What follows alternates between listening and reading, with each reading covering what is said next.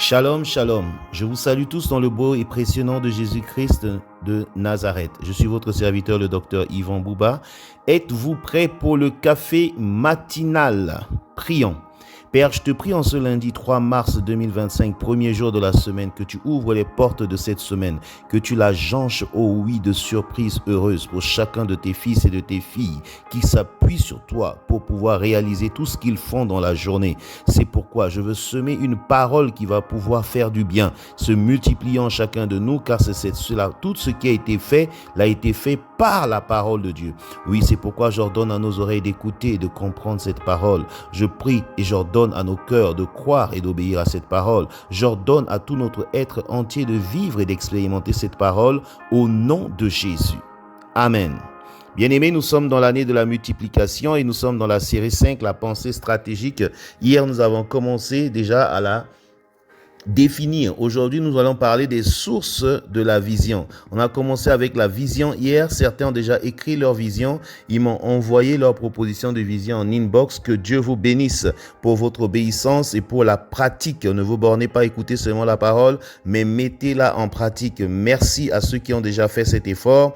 Et on va continuer en écoutant cet enseignement à regarder ce que vous avez écrit et le comparer toujours pour voir si vous êtes en phase avec la pensée stratégique. Néhémie chapitre 1 verset 1 à 4. Je vous lis ce texte rapidement. Parole de Néhémie, fils de Akassia. Au mois de Kisleu, la 20e année, comme j'étais à Suse, dans la capitale Alani, l'un de mes frères et quelques hommes arrivèrent de Juda. Je les questionnais au sujet des Juifs réchappés qui étaient restés de la captivité et au sujet de Jérusalem. Ils me répondirent, ceux qui sont restés dans la captivité sont là dans la province au comble du malheur et de l'opprobre. Les murailles de Jérusalem sont en ruine et ses portes sont consumées par le feu. Lorsque j'entendis ces choses, je m'assis, je pleurais et je fus plusieurs jours dans la désolation. Je jeûnais et je priais devant le Dieu des cieux. Voici un peu ce que je viens de vous lire, traduit le fait que la vision naît d'un fardeau.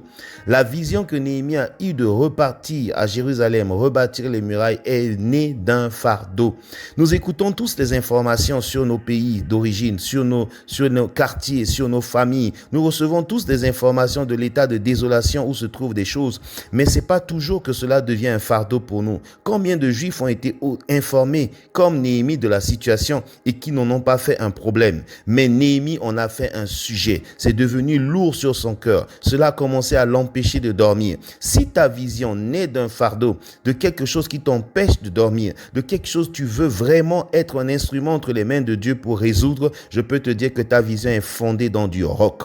Nous allons lire aussi le deuxième texte dans 1 Samuel, le chapitre 17, versets 25 et 30. Ce sont des portions que je lis.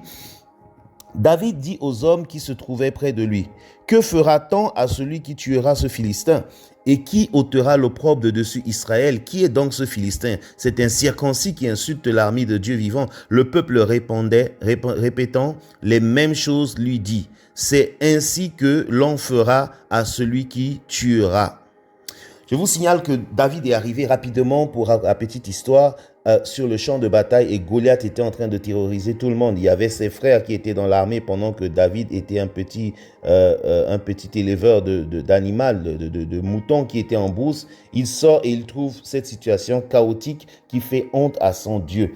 Et son grand frère Eliab qui s'opposait à lui dit, « Mais qu'est-ce que tu viens chercher ici? Tu viens jouer au petit malin. » Je vous signale qu'au chapitre 16, déjà, Dieu avait envoyé Samuel oindre David comme roi. Et donc David voyait dans cette proposition que celui qui tue Goliath, Saül lui donnera sa fille Milka en mariage. David a vu en Goliath une opportunité de payer la dot de Milka et de rentrer dans la lignée royale et avoir une légitimité sur le trône après Saül. Souvent, le projet, la vision va naître d'une opportunité. Vous voyez une opportunité qui est là, qui vous permet d'aller vers là où Dieu a tracé pour vous et vous la saisissez. Je prie pour toi que tu puisses saisir cette parole qui est en train de sortir. Et quand tu auras une vision, il y aura toujours des Eliab. Un Eliab qui a été rejeté. Quand Samuel est venu pour oindre les enfants d'Isaïe, il était le plus grand, le plus beau, le plus fort. Mais Dieu a dit à Samuel, je l'ai rejeté. Il y a des gens qui sont déjà rejetés et qui sont jaloux de toi. Et ils se tiendront sur ton chemin quand tu auras la vision de Dieu. Mais fonce, ne te laisse pas décourager comme David. Seigneur, je te prie que tu nous donnes un fardeau réel par rapport à la vision que nous avons. Je prie aussi, Roi de gloire, que tu ouvres nos yeux sur les opportunités qui se passent sur notre route pour pouvoir atteindre la vision. Enfin, je veux te prier, Père, de nous protéger des Eliab qui se lèvent toujours pour nous décourager, pour nous saper le moral et nous empêcher d'entrer dans la vision. Je prie que tu fortifies ton peuple dans le nom puissant de Jésus-Christ. Amen. Bien-aimé, si Dieu le veut, demain nous allons parler des caractéristiques de la vision, ce qui te permet d'évaluer si la vision que tu as écrite est vraiment, elle est inamovible et qu'elle peut tenir longtemps. Que Dieu vous bénisse, que votre semaine commence bien et que la grâce de Dieu vous accompagne.